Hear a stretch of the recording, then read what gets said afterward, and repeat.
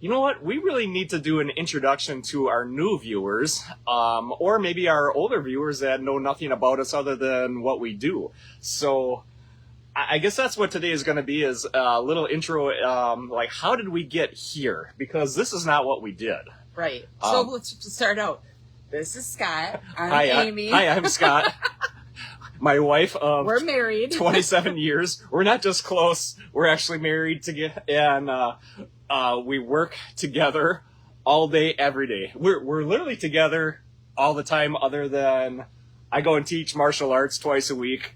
So there's 2 hours a week that we're not together. That's really. Is that really what you do on those nights? Yeah, it really is. I have witnesses. So yeah, I mean we're together and we love it. I think we have our corners. Yeah, there's times where we try to. I'll be over here, I'll be over there, and you just leave me alone. I'm working on this project, but we are. As I'm pulling him into the frame more, you can't see it, but I'm behind him. I'm walking around. So anyway, yeah, we really do love being together and getting to work on our dream together. I mean, that's really an awesome blessing. Two kids, Samantha and Alex, and out of the house. Yep, adult children. Yep. Who've grown up here and have helped us. Alex was what when we 3. Yeah, he was 3, just a little toddler, and Samantha was just going to school. So. But you used to be I was the same thing, because I grew up right here, literally in this house. In the cement, it has your name. Yep. My parents built this business and had it for 35 years, and who else has a family business that you grew up in? Yeah, that's always interesting. Yeah, to see. That is neat. Yeah. And do you own that business, or do you own a business, or did you say I am not owning a business, I'm working for somebody? Right. Yeah. Or generational. I mean, right. It could be a farm that's been passed down from generations. And the funny thing with us is we did not take it over from my parents. No, you were a toy inventor. I did toy design. That was my first, and we actually met in college at NWTC down in Green Bay. I was in industrial design. Industrial model building was what I graduated from in the trades. Yep. And I had a marketing degree. She had a marketing degree. And why were you at college? Because my mother made me. What else? What was your number one objective? And since my mother made me go to college, I went for my Mrs. degree. Yeah, so nailed it. We had a what class, like technical writing? No, it was written communications. Okay, some class we had in college together. Guess who asked who out first? Well, that's a whole nother story. She asked me, so. I'm kind of like a shy wallflower. He was very shy. I had a plan. I was going to ask her out, but not until the last day, because if it didn't go well, I didn't want to have to sit in that class with her. Plans are useless until you put them into effect. Okay, I had a plan, but the plan was for my very last day, that if this doesn't work out, then I don't have to hear it for a whole semester. But anyway, so we had, we got married young. Nice. We got married young, and we moved away down to the Cincinnati area. We lived in Kentucky. I worked for Hasbro Toys. We both grew up in the Crivets general area. Yeah, but I didn't know her at all. No, because we didn't go to school together. So we got married. We moved down to the Cincinnati area. Actually lived across the river in Kentucky. I worked in downtown Cincinnati, or just off of downtown. I worked for Hasbro Toys, doing. Making the prototypes for toys. So that was a really cool thing. And we lived down there for 4 years. You moved me every 4 years for like a long time. Yeah. Every 4 years we'd move houses. Back up. Because our goal was to not have kids until we moved back to Wisconsin. That was your choice. That was my goal. That was your goal. I forgot to announce You're those kind plans. of in charge of, we didn't talk about that before getting married. There was a lot of stuff we didn't talk about. We were pretty young. We were young and just got married and went with it. And I think I cried the entire way. 600 miles on day one, and she's crying the whole way. You flew back for the wedding. Yeah. We got married. We packed up the Beretta on Sunday, and on Monday you had to be back to work. Yeah. And so, driving out at my parents at the stop sign, I'm like, so when are we gonna have kids? And he's like, not until we move back to Wisconsin. I'm like, we're just moving. I cried 12 hours. Yeah. I'm like, what? What did I just do? So that's how we started off. Yeah, and then you got a job at an independent firm. Yeah, I designed a toy inventor, a toy studio, and that's in Sturgeon Bay. Yeah, up in Sturgeon Bay, Wisconsin. So had the opportunity to move back to Wisconsin. I thought, well, that gets us closer. Then we're only an hour and a half away from our original home where we grew up. So we lived in Sturgeon Bay for 4 years. And guess what happened after that? We moved again. We moved to Crivets. We moved to Crivets, but not to... We didn't Not move quite here. yet. I had gotten a job in Green Bay as a lead project designer for a very large car wash manufacturer. So we made car wash equipment, and so I was a lead project designer for PDQ Manufacturing in the Green Bay area.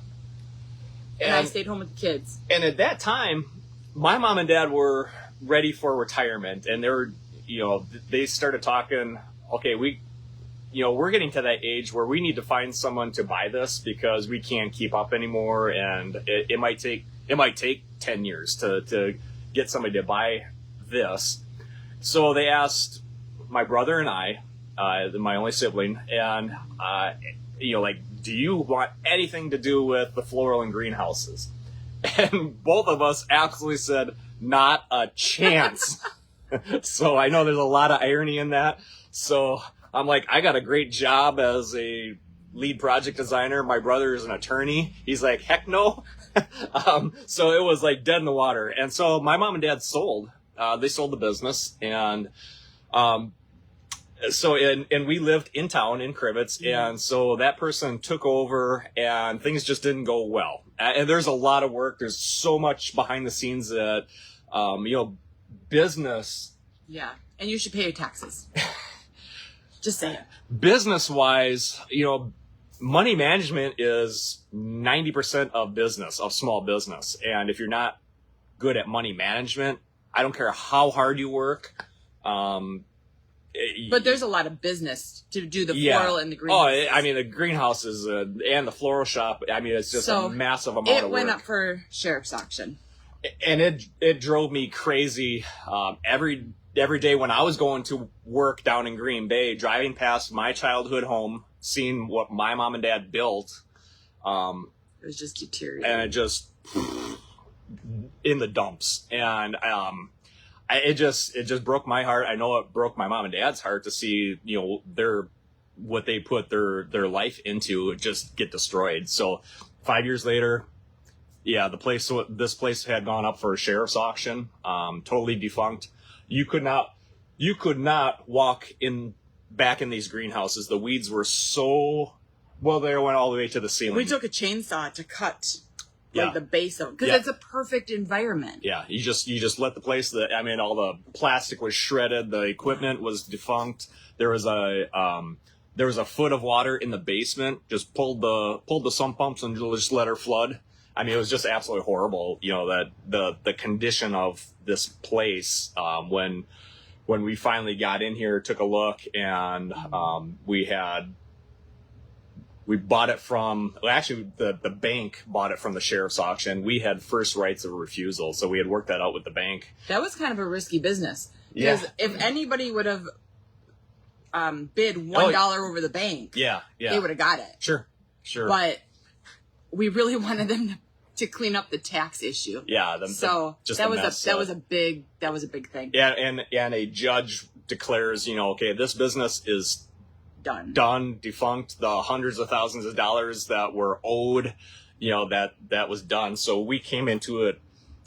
We would have been bankrupt our first year had we bought it, from the owner. It was actually a blessing in disguise because all the vendors said, no, it's the same. It's still a floral and greenhouse. You owe us the money. And we're like, no, here's the paperwork. We went through the thing. Yeah. And they didn't trust it.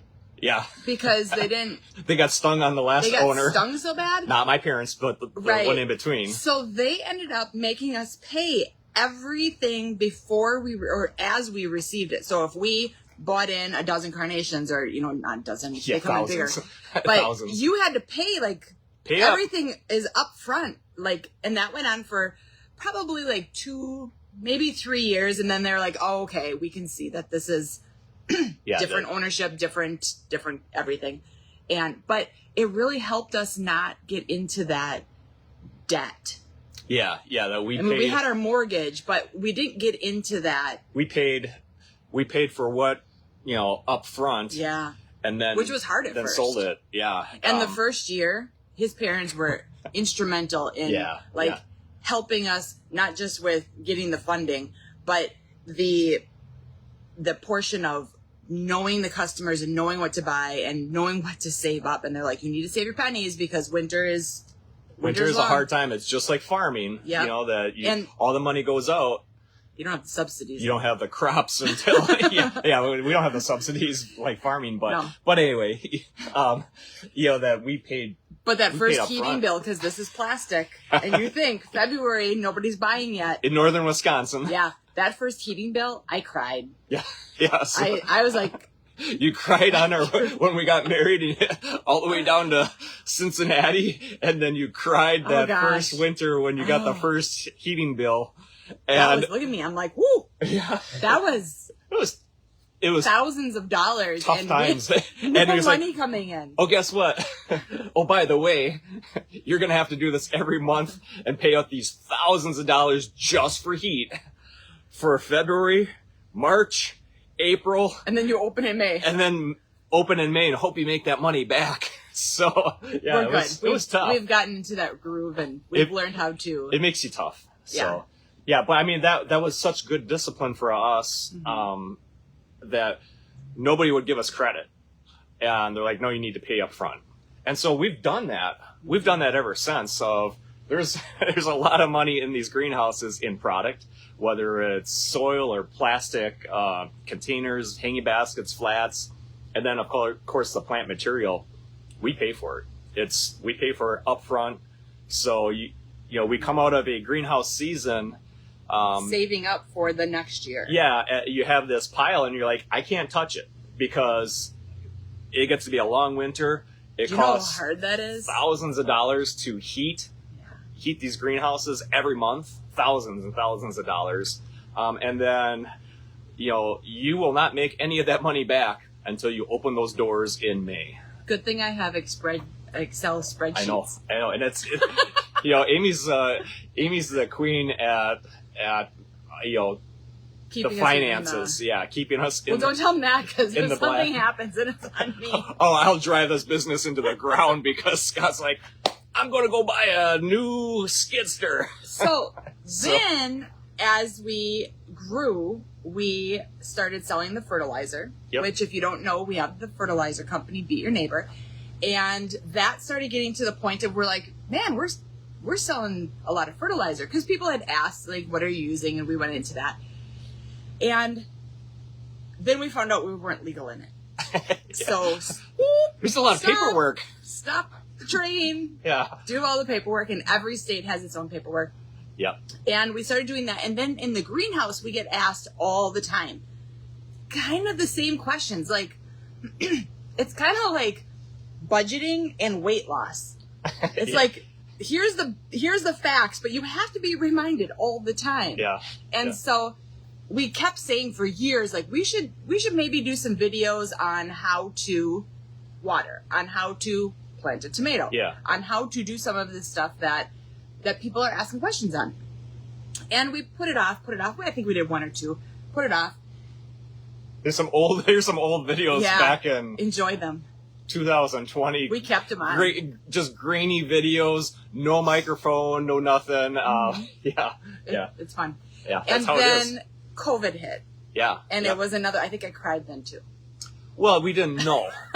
It was kind of like this time of year, and we have a lot of money sunk into product, and the world shuts down, and you don't know if you're, we already paid for that product and put all the money into growing it, and you don't know that we're going to be open in May. The world just shut down, And yeah, there's a lot of anxiety at that time of we're bankrupt because we have hundreds of thousands of dollars into, everything. It's all paid for. That money's gone. It's spent. We have to open the doors Right. to sell. And we just didn't know. So when we got the like, you need to close down, Yeah. which we did, we woke up that next morning and we both said, well, I guess we have the time to do videos now. And that's how we started doing the videos, is that crisis of the unknown. Yeah.